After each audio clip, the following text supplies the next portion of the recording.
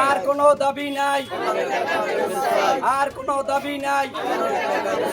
পটুয়াখালীর কলাপাড়ায় অর্ধশতাধিক গ্রাহকের কোটি টাকা নিয়ে উধাও হয়ে গেছেন আল আরাফা ইসলামী ব্যাংকের পাখিমারা অ্যাকাউন্ট শাখার ক্যাশিয়ার রিয়াদুল ইসলাম ইউসুফ। এই ঘটনায় সোমবার বেলা 11টায় ব্যাংক ঘেরাও করে বিক্ষোভ করেছেন ভুক্তভোগী গ্রাহকরা। এমনকি তারা মানববন্ধন কর্মসূচিও পালন করেন। শুধু গ্রাহকরাই নয়, ব্যাংকের এজেন্ট মোস্তাফিজুর রহমান আইয়ুব আলীর অ্যাকাউন্ট থেকেও 10 লক্ষ টাকা নিয়ে গেছেন ব্যাংকে কর্মরত থাকা ক্যাশিয়ার। গ্রাহকের তথ্য মতে আমি এখন পর্যন্ত 15 জন পাইছি।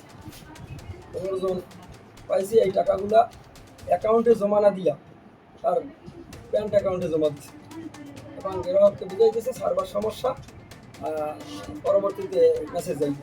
কিন্তু দেখা গেছে এক একজনের মেসেজ 1 বছর 2 বছরও যায় নাই, কিন্তু তারা কখনো কোনো অভিযোগও দায়ের করেনি কারো কাছে। 2000-এর নিচে অ্যাকাউন্ট আছে। তো এ যাবৎ আমি অ্যাকাউন্ট চেক দেওয়াইতেছি, ব্রাঞ্চ ম্যানেজার আসে, ব্রাঞ্চের কর্তৃপক্ষ আসে, এই আলাদা কর্তৃপক্ষ আসে, তাদের দ্বারা আমি চেক দেওয়াইতেছি যে আসলে আরও কোনো লোক আছে কিনা। কিন্তু ব্যাংকে যে টাকা হয়েছে, ওই ডিপোজিট হয়েছে, অ্যাকাউন্টে যে টাকা ঢুকছে সে টাকার কোনো সমস্যা হয় নাই। সমস্যা হয়েছে আমার মাদার অ্যাকাউন্টের টাকাটা খালি করে নিয়ে গেছে। ভুক্তভোগী গ্রাহকরা অভিযোগ করেন, টাকা গ্রহণের পর জমাকৃত অর্থ ব্যাংকের অনলাইন সিস্টেমে অন্তর্ভুক্ত না করে আত্মসাৎ করেন তিনি। গ্রাহকের মোবাইলে জমাকৃত বার্তা না পৌঁছালে সার্ভারের সমস্যা বলে তিনি এড়িয়ে যান। পরে তারা আত্মসাতের বিষয়টি এজেন্ট ও গ্রাহকদের নজরে আসলে তিনি গা ডাকা দেন। আমি টাকা দিচ্ছি রাহাত আর রিয়াদের কাছে। ওরা দুজন আমার ফর্ম পূরণ করে আমার টাকাটা নিছে 5 লাখ টাকা 5 বছরের জন্য। আমি আমার বাবারে পাঠাইছি এটা ডকুমেন্টস নেওয়ার জন্য। ওরা লাল একটা কাগজ দিয়ে দিছে, এই জায়গায় আর কোনো ডকুমেন্টস দেয় নাই। না দিয়ে ওরা টাকাটা আমার অ্যাকাউন্টে না ঢুকে এখন আইসে দেখে আমার অ্যাকাউন্টে টাকা নাই 5 লাখ। ওরা 5 বছরের ফিক্সড করে নাই। এখন আমার অ্যাকাউন্ট একদম খালি। মালয়েশিয়া থেকে 3 লাখ টাকা আমি ফিক্স করছি। আমার স্যার এসে দিয়েছে আমার আমি 1 মাস ঘুরিয়ে নিয়ে পাইছি স্যার। আমার আর কিছু দেয় নাই। আমার অ্যাকাউন্টে টাকা আছে নাই, মানে আছে খালি ওটা 700 টাকা আছে। আর তো এই 7 লাখ টাকা হইছে জমা। এখন আনে ওই 5 লাখের কত জানি আছে আর 2 লাখ আমার দিয়ে দিয়েছে। কে কিনেছে? হ্যাঁ, কার কার কাছে জমা দিয়েছেন? দিছি রাহাত ভাই আর রিয়াদ।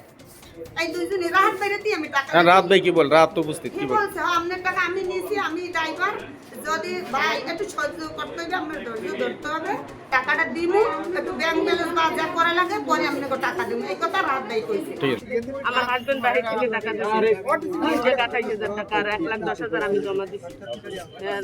সব টাকারই ডকুমেন্টস আমার কাছে আছে, সব 60,000 টাকার ডকুমেন্টস আমি দিতে পারিনি। আর বাকি ডকুমেন্টস আমি ওখানে দিয়ে এসেছি। আইয়ুব আলী শরীফ এই মামার ছেলে বললো যে সাকিব বলছে যে এই সাংবাদিক এই চক্রান্ত যারা করছে তাদের টাকা যেন তারা উঠাইয়ে নেয়, তাদের সাথে আমাদের বুঝপড়া আছে, আমরা তাদের টাকা দিতে পারবো না।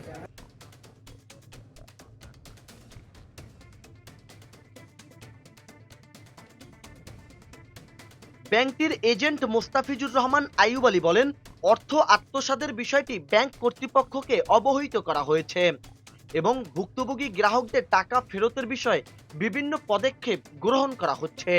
হেড অফিস জানাইছি, সব জায়গায় জানাইছি, প্রশাসনও জানাইছি, ওসি মহোদয়কে জানাইছি। ওসি মহোদয়কে জানানোর পরে সে বলছে এটা জিডি করার জন্য। আমি তার নামে জিডি করিয়ে রাখছি। আমি গ্রাহকদেরকে যারা উপস্থিত আছে এখানে সবাইকে গতকালকে উদ্দেশ্য করে বলছি যে আপনারা যে কয়জন পাইছি এখন আরও দেখি আমার টোটাল অ্যাকাউন্টগুলো আমি সবাইকে ফোন দিয়ে আনতেছি। আনার পরে যদি আরও 2-4 জন এভাবে পাওয়া যায় তাহলে আপনাদের সবাইকে নিয়ে তার গার্ডিয়ান আছে আমার পাশেই বসা রিয়াদের আব্বাই, সাবেক বিলবারের মেম্বার, যেহেতু সামাজিক লোক, তাকে বলছি যে ভাই ইজ্জতের ব্যাপার আপনার, যেহেতু আপনি ওই খোলার দায়ভার নিয়ে ব্যাংকে দিয়েছেন এবং ব্যাংকে তো আপনাদের দেওয়া আছে, আন্ডারটেকিং দেওয়া আছে, খোলা দুর্নীতি করলে দায়ভার আপনাদের। এবং তার ওয়াইফ একজন স্কুলের শিক্ষিকা, সে একজন সরকারি চাকরিজীবী। সেও বলছে যে ভাই আমাদের মান সম্মান আছে, আমরা দেন কতজন গ্রাহক হয়, তারপর যদি বের হয়ে আসে তারপর সপ্তমীতে ওই সময় যাচাই করবো। অবশ্যই কেউ যদি 5 লাখ বলে সে সম্পূর্ণ মিথ্যা বলে না, অবশ্যই সে 2 লাখ পাইলেও পাইনি। নিউজ ডেস্ক, খবর কুয়াকাটা।